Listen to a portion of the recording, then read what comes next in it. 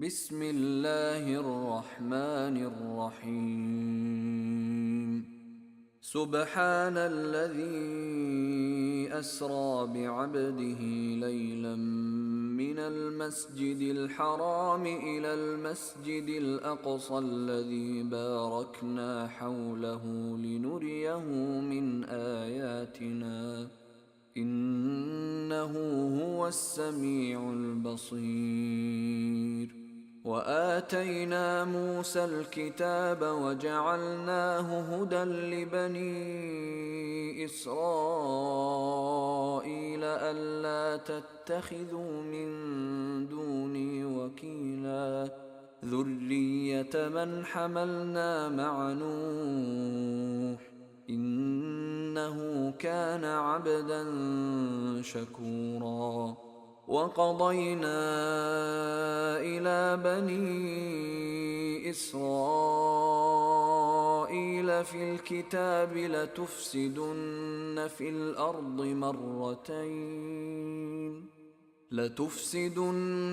في الأرض مرتين ولتعلن علوا كبيرا. فإذا جاء وعد أولاهما بعثنا عليكم عبادا لنا أولي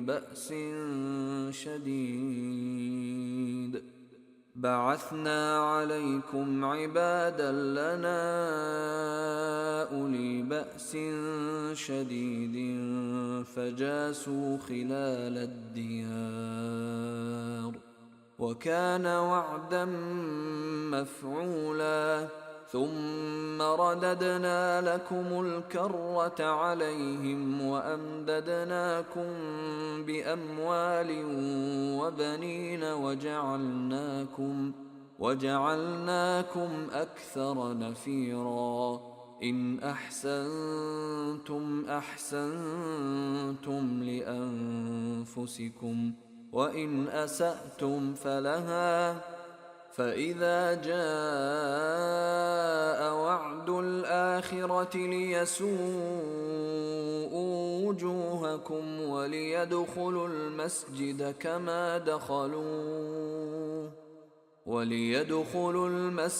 كما دخلوه أول مرة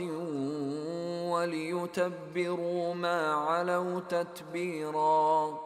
عسى ربكم أن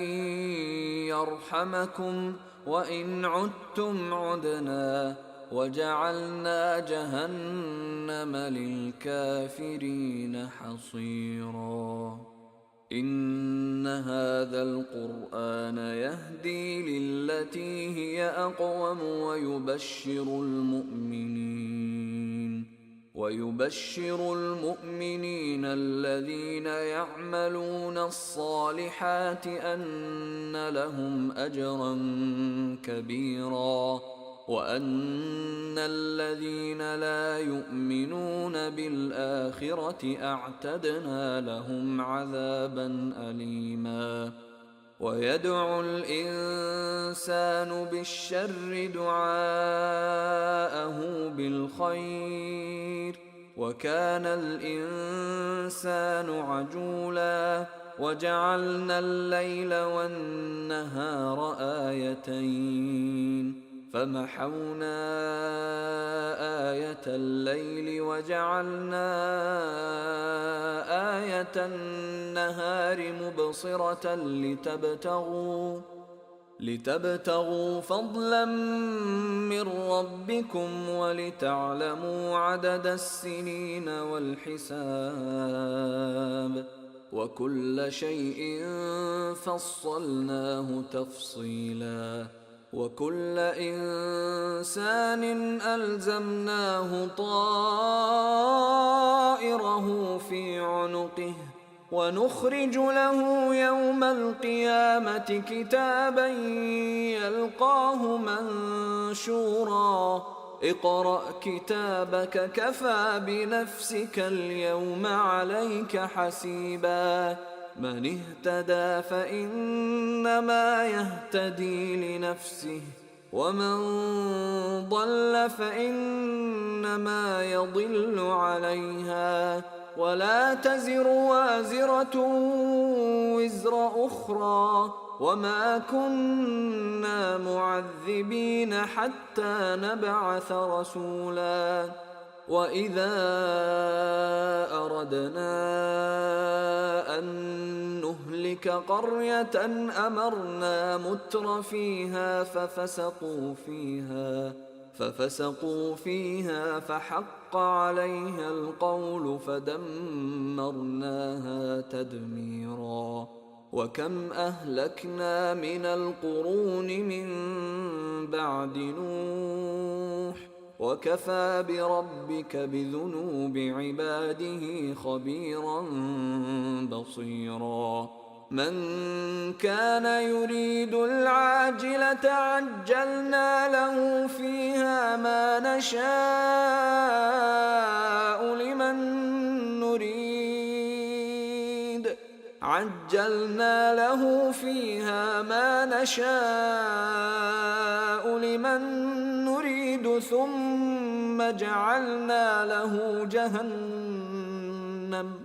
ثم جعلنا له جهنم يصلاها مذموما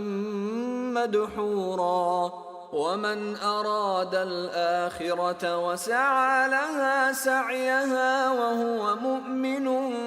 فأولئك كان سعيهم مشكورا كلا نمد هؤلاء وهؤلاء من عطاء ربك وما كان عطاء ربك محظورا انظر كيف فضلنا بعضهم على بعض وللآخرة أكبر درجات وأكبر تفضيلا لا تجعل مع الله إلها آخر فتقعد مذموما مخذولا وقضى ربك ألا تعبدوا إلا إياه وبالوالدين إحسانا إما يبلغن عندك الكبر أحدهما أو كلاهما فلا تقل لهما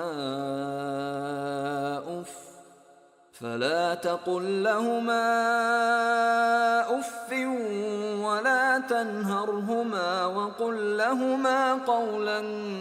كريما واخفض لهما جناح الذل من الرحمة وقل رب ارحمهما كما ربياني صغيرا ربكم أعلم بما في نفوسكم إن تكونوا صالحين فإنه كان للأوابين غفورا وآت ذا القربى حقه والمسكين وابن السبيل ولا تبذر تبذيرا إن المبذرين كانوا إخوان الشياطين وكان الشيطان لربه كفورا وإما تعرضن عنهم ابتغاء رحمة من ربك ترجوها فقل لهم قولا ميسورا ولا تجعل يدك مغلولة إلى عنقك ولا تبسطها كل البسط فتقعد ملوما محسورا إن ربك يبسط الرزق لمن يشاء ويقدر إنه كان بعباده خبيرا بصيرا ولا تقتلوا أولادكم خشية إملاق نحن نرزقهم وإياكم إن قتلهم كان خطأ كبيرا ولا تقربوا الزنا إنه كان فاحشة وساء سبيلا ولا تقتلوا النفس التي حرم الله إلا بالحق ومن قتل مظلوما فقد جعلنا لوليه سلطانا فلا يسرف في القتل إنه كان منصورا ولا تقربوا مال اليتيم إلا بالتي هي أحسن حتى يبلغ أشده وأوفوا بالعهد إن العهد كان مسؤولا وأوفوا الكيل إذا كلتم وزنوا بالقسطاس المستقيم ذلك خير وأحسن تأويلا ولا تقف ما ليس لك به علم إن السمع والبصر والفؤاد كل أولئك كان عنه مسؤولا ولا تمش في الأرض مرحا إنك لن تخرق الأرض ولن تبلغ الجبال طولا كل ذلك كان سيئه عند ربك مكروها ذلك مما أوحى إليك ربك من الحكمة ولا تجعل مع الله إلها آخر فتلقى في جهنم ملوما مدحورا أفأصفاكم ربكم بالبنين واتخذ من الملائكة إناثا إنكم لتقولون قولا عظيما ولقد صرفنا في هذا القرآن ليذكروا وما يزيدهم إلا نفورا قل لو كان معه آلهة كما يقولون إذا لابتغوا إلى ذي العرش سبيلا سبحانه وتعالى عما يقولون علوا كبيرا تسبح له السماوات السبع والأرض ومن فيهن وإن من شيء إلا يسبح بحمده ولكن لا تفقهون تسبيحهم إنه كان حليما غفورا وإذا قرأت القرآن جعلنا بينك وبين الذين لا يؤمنون بالآخرة حجابا مستورا وجعلنا على قلوبهم أكنة أن يفقهوه وفي آذانهم وقرا وإذا ذكرت ربك في القرآن وحده ولوا على أدبارهم نفورا نحن أعلم بما يستمعون به إذ يستمعون إليك وإذ هم نجوى إذ يقول الظالمون إن تتبعون إلا رجلا مسحورا انظر كيف ضربوا لك الأمثال فضلوا فلا يستطيعون سبيلا وقالوا أإذا كنا عظاما ورفاتا أإنا لمبعوثون خلقا جديدا قل كونوا حجارة أو حديدا أو خلقا مما يكبر في صدوركم فسيقولون من يعيدنا قل الذي فطركم أول مرة فسينغضون إليك رؤوسهم ويقولون متى هو قل عسى أن يكون قريبا يوم يدعوكم فتستجيبون بحمده وتظنون إن لبثتم إلا قليلا وقل لعبادي يقولوا التي هي أحسن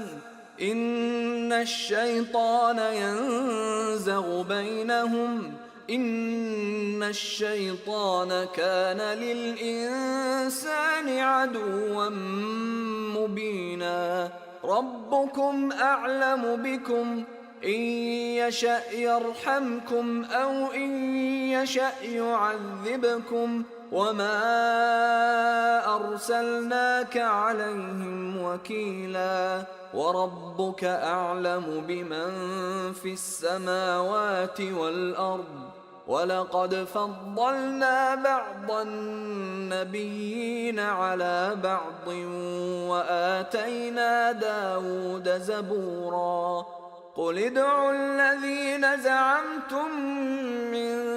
دونه فلا يملكون كشف الضر عنكم ولا تحويلا أولئك الذين يدعون يبتغون إلى ربهم الوسيلة أيهم أقرب ويرجون رحمته ويخافون عذابه إن عذاب ربك كان محذورا وإن من قرية إلا نحن مهلكوها قبل يوم القيامة أو معذبوها عذابا شديدا كان ذلك في الكتاب مسطورا وما منعنا أن نرسل بالآيات إلا أن كذب بها الأولون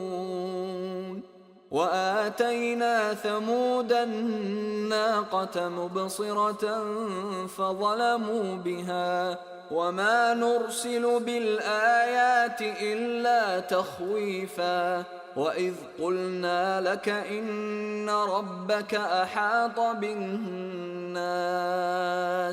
وما جعلنا الرؤيا التي أريناك إلا فتنة للناس والشجرة الملعونة في القرآن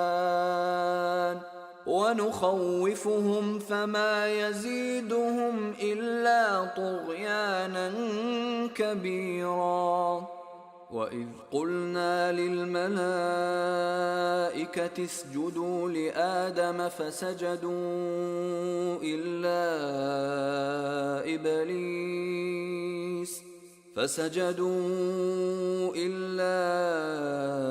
إبليس قال أأسجد لمن خلقت طينا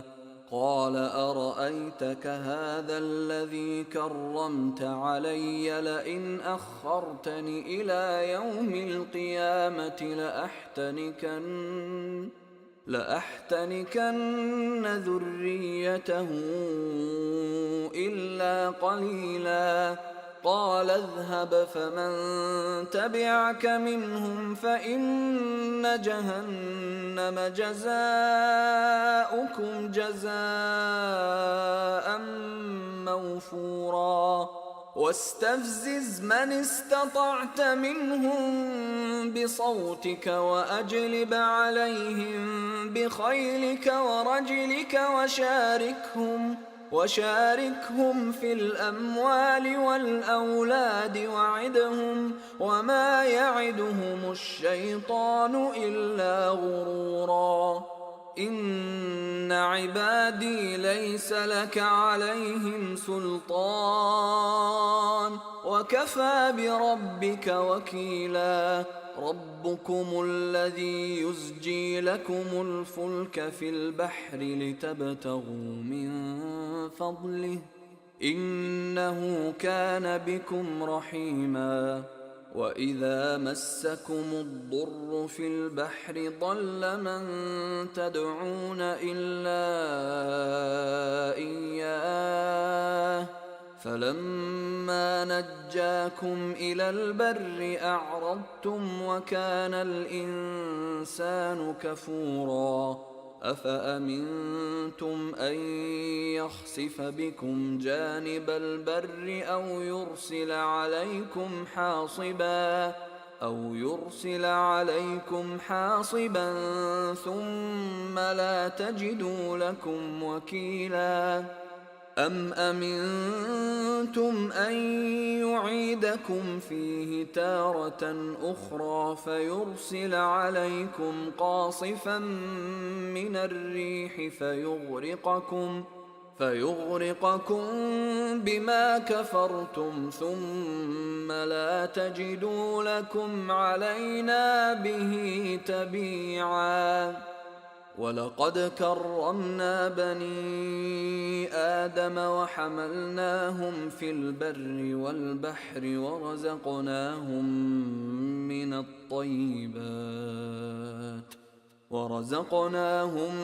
من الطيبات وفضلناهم على كثير ممن خلقنا تفضيلا يوم ندعو كل أناس بإمامهم فمن أوتي كتابه بيمينه فأولئك يقرؤون كتابهم ولا يظلمون فتيلا ومن كان في هذه أعمى فهو في الآخرة أعمى وأضل سبيلا وإن كادوا ليفتنونك عن الذي أوحينا إليك لتفتري علينا غيره وإذا لاتخذوك خليلا ولولا أن ثبتناك لقد كدت تركن إليهم شيئا قليلا إذا لأذقناك ضعف الحياة وضعف الممات ثم لا تجد لك علينا نصيرا وإن كادوا ليستفزونك من الأرض ليخرجوك منها وإذا لا يلبثون خلافك إلا قليلا سنة من قد أرسلنا قبلك من رسلنا ولا تجد لسنتنا تحويلا أقم الصلاة لدلوك الشمس إلى غسق الليل وقرآن الفجر إن قرآن الفجر كان مشهودا ومن الليل فتهجد به نافلة لك عسى أن يبعثك ربك مقاما محمودا وقل رب أدخلني مدخل صدق وأخرجني مخرج صدق واجعل لي من لدنك سلطانا نصيرا وقل جاء الحق وزهق الباطل إن الباطل كان زهوقا وننزل من القرآن ما هو شفاء ورحمة للمؤمنين ولا يزيد الظالمين إلا خسارا وإذا أنعمنا على الإنسان أعرض ونأى بجانبه وإذا مسه الشر كان يئوسا قل كل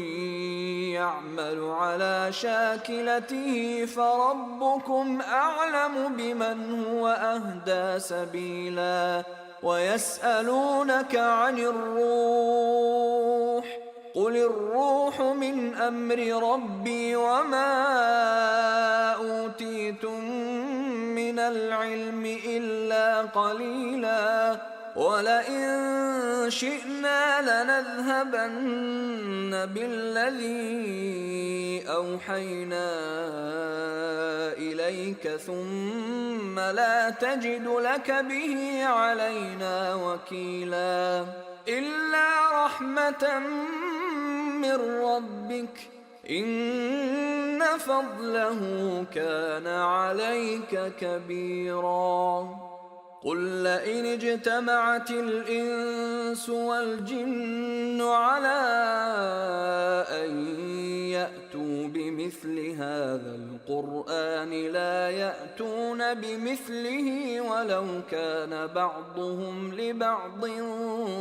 ظهيرا ولقد صرفنا للناس في هذا القرآن من كل مثل فأبى أكثر الناس إلا كفورا وقالوا لن نؤمن لك حتى تفجر لنا من الأرض ينبوعا أو تكون لك جنة من نخيل وعنب فتفجر الأنهار خلالها تفجيرا أو تسقط السماء كما زعمت علينا كسفا أو تأتي بالله والملائكة قبيلا أو يكون لك بيت من زخرف أو ترقى في السماء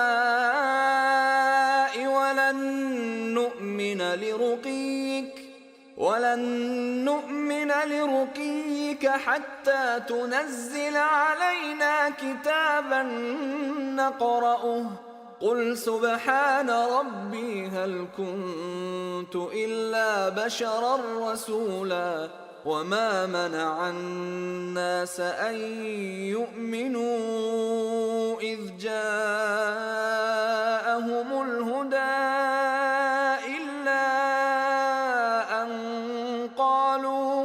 إلا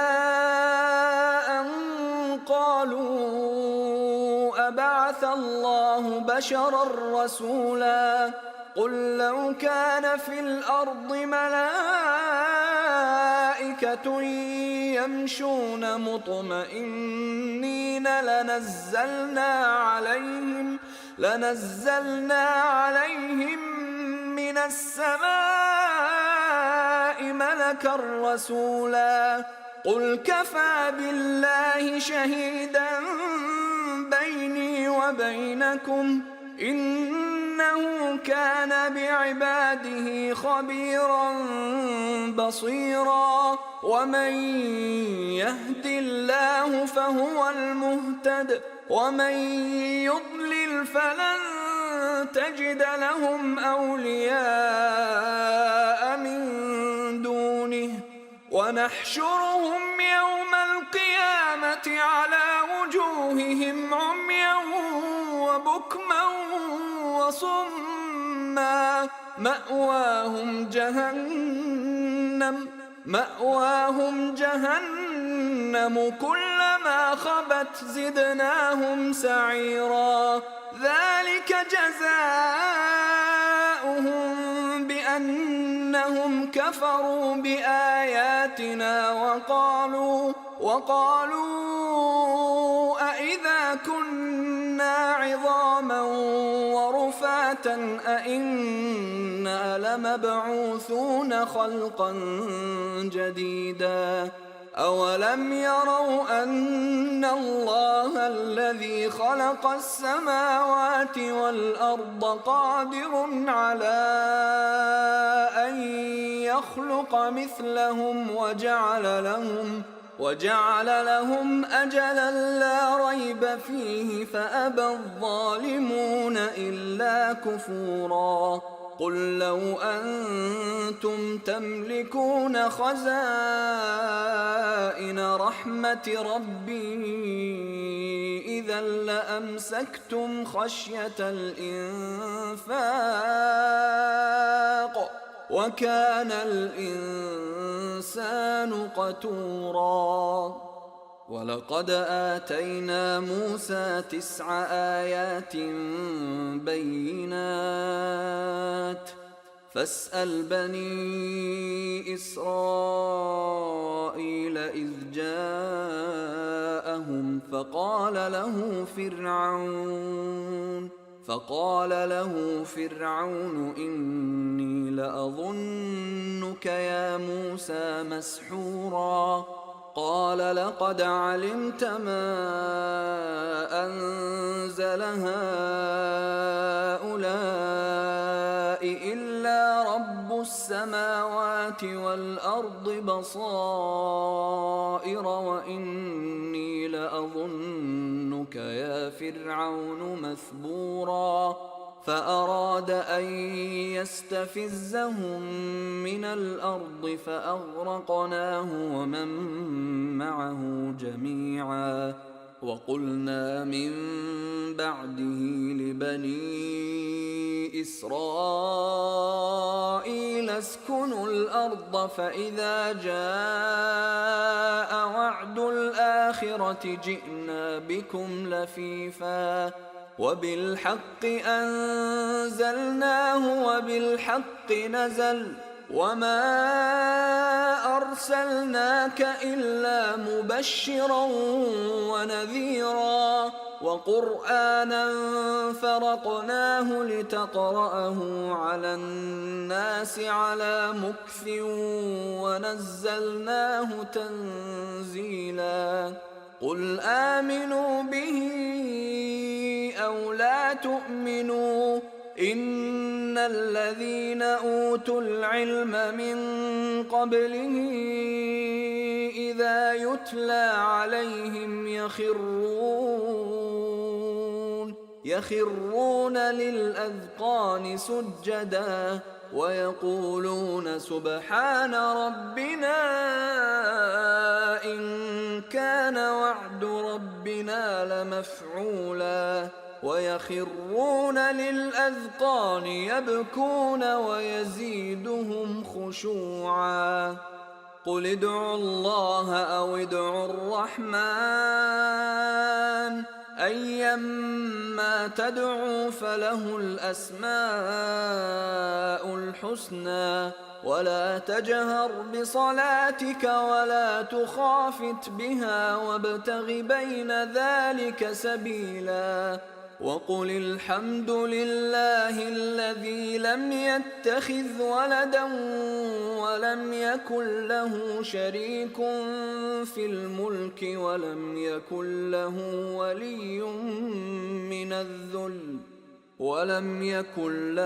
ولي من الذل وكبره تكبيرا. بسم الله الرحمن الرحيم. الحمد لله الذي أنزل على عبده الكتاب ولم يجعل له عوجا قيما لينذر بأسا شديدا من لدنه ويبشر المؤمنين الذين يعملون الصالحات أن لهم أجرا حسنا ماكثين فيه أبدا وينذر الذين قالوا اتخذ الله ولدا ما لهم به من علم ولا لآبائهم كبرت كلمة تخرج من أفواههم إن يقولون إلا كذبا فلعلك باخع نفسك على آثارهم إن لم يؤمنوا بهذا الحديث أسفا إنا جعلنا ما على الأرض زينة لها لنبلوهم أيهم أحسن عملا وإنا لجاعلون ما عليها صعيدا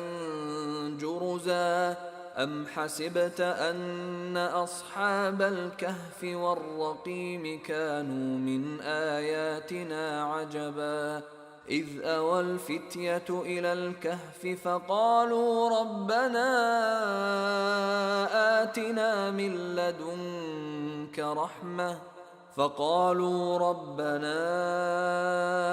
آتنا من لدنك رحمة وهيئ لنا من أمرنا رشدا فضربنا على آذانهم في الكهف سنين عددا ثم بعثناهم لنعلم أي الحزبين أحصى لما لبثوا أمدا نحن نقص عليك نبأهم بالحق إنهم فتية آمنوا بربهم وزدناهم هدى وربطنا على قلوبهم إذ قاموا فقالوا ربنا رب السماوات والأرض لن ندعو من دونه إلها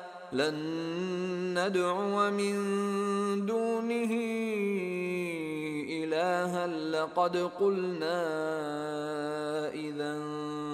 شططا هؤلاء قومنا اتخذوا من دونه آلهة لولا يأتون عليهم بسلطان بين فمن أظلم ممن افترى على الله كذبا وإذ اعتزلتموهم وما يعبدون إلا الله فأووا إلى الكهف ينشر لكم ربكم من رحمته ويهيئ لكم من أمركم مرفقا وترى الشمس إذا طلعت تزاور عن كهفهم ذات اليمين وإذا غربت تقرضهم ذات الشمال وهم في فجوة منه ذلك من آيات الله من يهد الله فهو المهتد ومن يضلل فلن تجد له وليا مرشدا وتحسبهم أيقاظا وهم رقود ونقلبهم ذات اليمين وذات الشمال وكلبهم باسط ذراعيه بالوصيد لو اطلعت عليهم لوليت منهم فرارا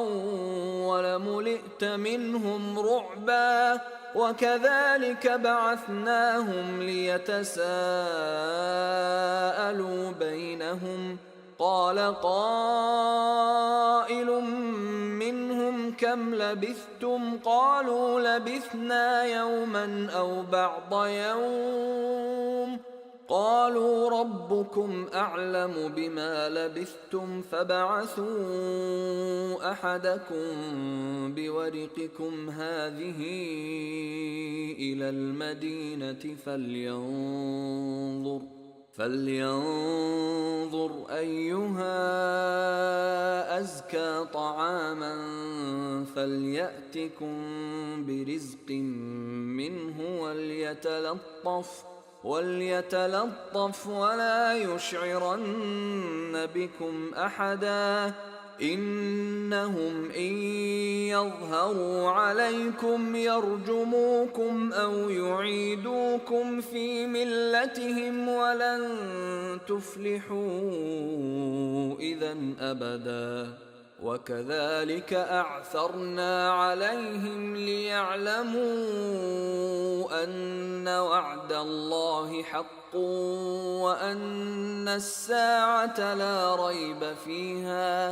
وأن الساعة لا ريب فيها إذ يتنازعون بينهم أمرهم فقالوا ابنوا عليهم بنيانا ربهم أعلم بهم قال الذين غلبوا على أمرهم لنتخذن عليهم مسجدا سيقولون ثلاثة رابعهم كلبهم ويقولون خمسة سادسهم كلبهم رجما بالغيب ويقولون سبعة وثامنهم كلبهم قل ربي أعلم بعدتهم ما يعلمهم إلا قليل فلا تمار فيهم إلا مراء ظاهرا ولا تستفت فيهم منهم أحدا ولا تقولن لشيء إني فاعل ذلك غدا إلا أن يشاء الله واذكر ربك إذا نسيت وقل عسى أن يهديني ربي لأقرب من هذا رشدا ولبثوا في كهفهم 300 سنين وازدادوا 9 قل الله أعلم بما لبثوا له غيب السماوات والأرض أبصر به وأسمع ما لهم من دونه من ولي ولا يشرك في حكمه أحدا واتل ما أوحي إليك من كتاب ربك لا مبدل لكلماته ولن تجد من دونه ملتحدا واصبر نفسك مع الذين يدعون ربهم بالغداة والعشي يريدون وجهه ولا تعد عيناك عنهم تريد زينة الحياة الدنيا ولا تطع من أغفلنا قلبه عن ذكرنا واتبع هواه وكان أمره فرطا وقل الحق من ربكم فمن شاء فليؤمن ومن شاء فليكفر إنا أعتدنا للظالمين نارا أحاط بهم سرادقها وإن يستغيثوا يغاثوا بماء كالمهل يشوي الوجوه بئس الشراب وساءت مرتفقا إن الذين آمنوا وعملوا الصالحات إنا لا نضيع أجر من أحسن عملا أولئك لهم جنات عدن تجري من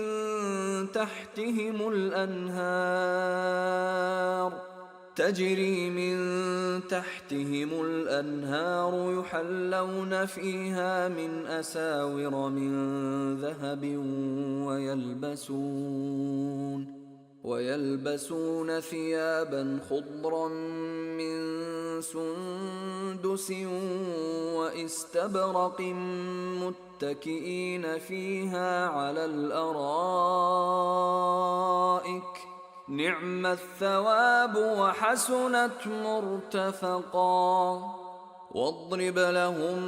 مثلا الرجلين جعلنا لأحدهما جنتين جنتين من أعناب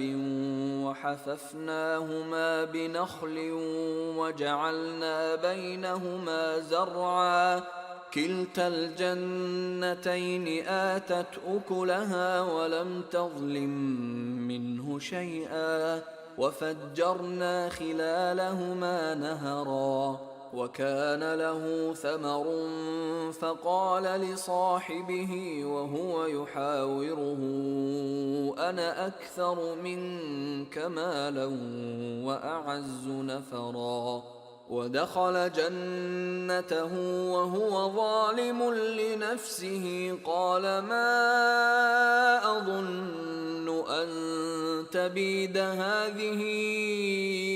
أبدا وما أظن الساعة قائمة ولئن رددت إلى ربي لأجدن خيرا منها منقلبا قال له صاحبه وهو يحاوره أكفرت بالذي خلقك من تراب ثم من نطفة ثم سواك رجلا لكن هو الله ربي ولا أشرك بربي أحدا ولولا إذ دخلت جنتك قلت ما شاء الله لا قوة إلا بالله إن ترني أنا أقل منك مالا وولدا فعسى ربي أن يؤتيني خيرا من جنتك ويرسل عليها حسبانا من السماء فتصبح صعيدا زلقا أو يصبح ماؤها غورا فلن تستطيع له طلبا وأحيط بثمره فأصبح يقلب كفيه على ما أنفق فيها وهي خاوية على عروشها ويقول يا ليتني لم أشرك بربي أحدا ولم تكن له فئة ينصرونه من دون الله وما كان منتصرا هنالك الولاية لله الحق هو خير ثوابا وخير عقبا واضرب لهم مثل الحياة الدنيا كماء إن أنزلناه من السماء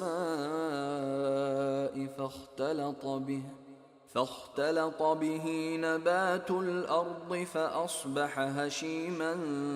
تذروه الرياح وكان الله على كل شيء مقتدرا المال والبنون زينة الحياة الدنيا والباقيات الصالحات خير عند ربك ثوابا وخير أملا ويوم نسير الجبال وترى الأرض بارزة وحشرناهم فلم نغادر منهم أحدا وعرضوا على ربك صفا لقد جئتمونا كما خلقناكم أول مرة بل زعمتم أن لن نجعل لكم موعدا ووضع الكتاب فترى المجرمين مشفقين مما فيه ويقولون يا ويلتنا ما لهذا الكتاب لا يغادر صغيرة ولا كبيرة إلا أحصاها ووجدوا ما عملوا حاضرا ولا يظلم ربك أحدا. وإذ قلنا للملائكة اسجدوا لآدم فسجدوا إلا إبليس كان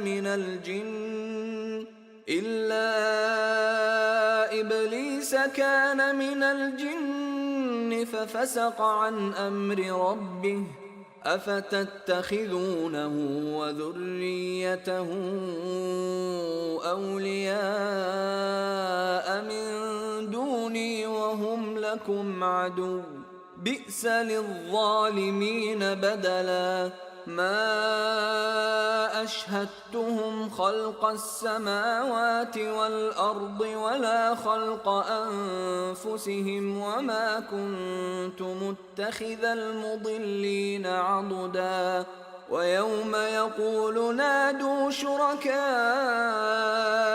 الذين زعمتم فدعوهم فلم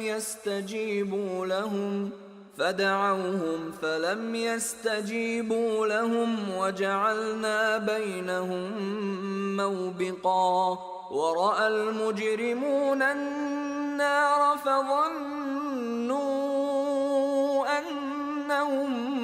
مواقعوها ولم يجدوا عنها مصرفا. ولقد صرفنا في هذا القرآن للناس من كل مثل وكان الإنسان أكثر شيء جدلا. وما منع الناس أن يؤمنوا إذ جاءهم الهدى ويستغفروا ربهم إلا أن تأتيهم سنة الأولين أو يأتيهم العذاب قبلا. وما نرسل المرسلين إلا مبشرين ومنذرين ويجادل الذين كفروا بالباطل ليدحضوا به الحق واتخذوا آياتي وما أنذروا هزوا. ومن أظلم ممن ذكر بآيات ربه فأعرض عنها ونسي ما قدمت يداه إنا جعلنا على قلوبهم أكنة أن يفقهوه وفي آذانهم وقرا وإن تدعهم إلى الهدى فلن يهتدوا إذا أبدا. وربك الغفور ذو الرحمة لو يؤاخذهم بما كسبوا لعجل لهم العذاب بل لهم موعد لن يجدوا من دونه موئلا. وتلك القرى أهلكناهم لما ظلموا وجعلنا لمهلكهم موعدا. وإذ قال موسى لفتاه لا أبرح حتى أبلغ مجمع البحرين أو أمضي حقبا فلما بلغا مجمع بينهما نسيا حوتهما فاتخذ سبيله في البحر سربا. فلما جاوزا قال لفتاه آتنا غداءنا لقد لقينا من سفرنا هذا نصبا. قال أرأيت إذ أوينا إلى الصخرة فإني نسيت الحوت فإني نسيت الحوت وما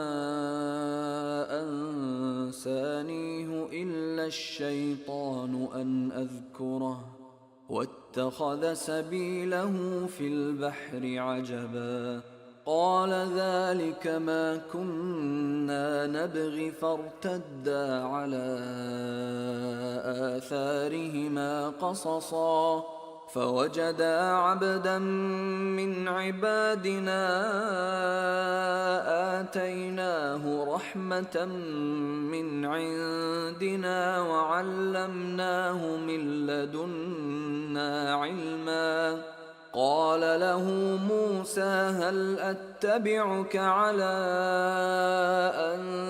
تعلمني مما علمت رشدا قال إنك لن تستطيع معي صبرا وكيف تصبر على ما لم تحط به خبرا قال ستجدني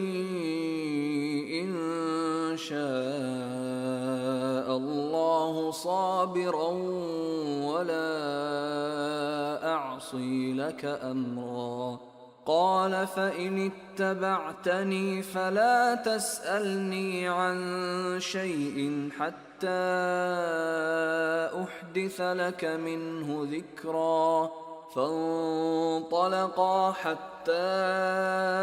إذا ركبا في السفينة خرقها قال أخرقتها لتغرق أهلها لقد جئت شيئا إمرا قال ألم أقل إنك لن تستطيع معي صبرا قال لا تؤاخذني بما نسيت ولا ترهقني من أمري عسرا فانطلقا حتى إذا لقيا غلاما فقتله قال أقتلت نفسا زكية بغير نفس قال أقتلت نفسا زكية بغير نفس لقد جئت شيئا نكرا